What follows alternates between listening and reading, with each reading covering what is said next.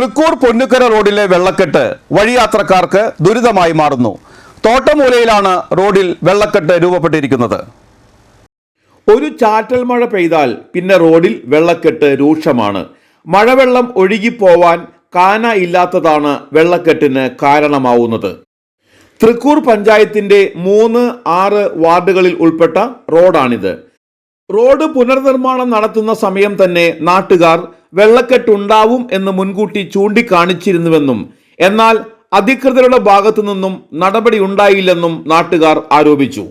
സ്ഥലപരിചയം ഇല്ലാതെ വരുന്ന ഇരുചക്ര വാഹനങ്ങൾ തെന്നി വീഴുന്നതും പതിവ് സംഭവമാണ്.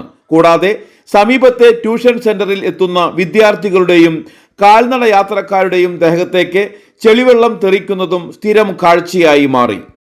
എത്രയും വേഗം റോഡിലെ വെള്ളക്കെട്ട് ഒഴിവാക്കാൻ ബന്ധപ്പെട്ടവർ ആവശ്യമായ നടപടി സ്വീകരിക്കണം എന്നാണ് നാട്ടുകാരുടെയും യാത്രക്കാരുടെയും ആവശ്യം.